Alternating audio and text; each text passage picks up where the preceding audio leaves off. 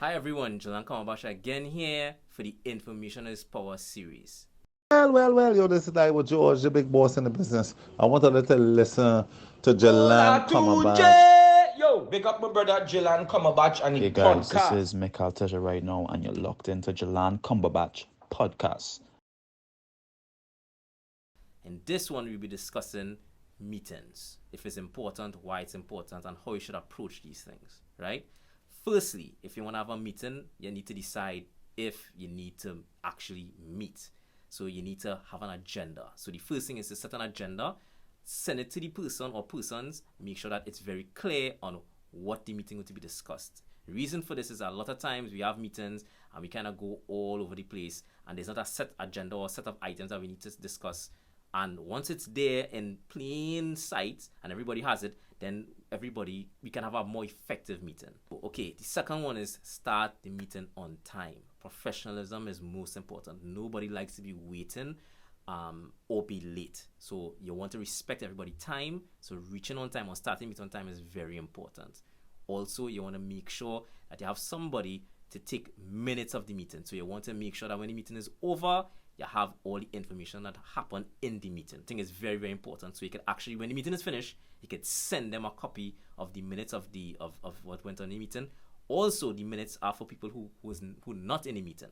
So if somebody was supposed to be in the meeting and missed it, then they would be able to have just a comprehensive outline of what was discussed, who made points, and what we have to do in the meeting.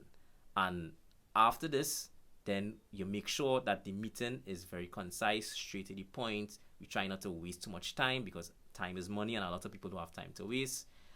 And basically, we end the meeting in a very amicable, friendly way.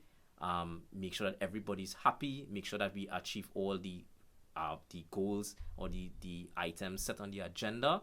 Also, last but not least, you want to finish the meeting on time. If on the agenda we decided the meeting is going to be for an hour, let's try to stick to the hour. Let's not make the meeting go for too long, because again, a lot of people don't have the time and they don't want to kind of get people annoyed and kind of beat around the bush and talk about things that are not really important. So you want to finish the meeting on time, and you want to and lastly, you want to thank everybody for attending the meeting.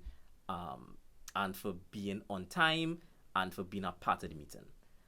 Those are some tips I think you should know, especially with having meetings with people that you may not be familiar with or people that you don't really know. So you always be courteous, you be polite, you make sure you start on time, make sure you have an agenda, you make sure that you stick to the agenda, and you make sure that everything is in a timely, professional, effective manner, and you, of course, trade pleasantries and you leave. And of course, you send the minutes to the meetings to everybody that were there or people that weren't able to make it, send it to them too via email. So everybody, thank you very much for listening. Information is Power series.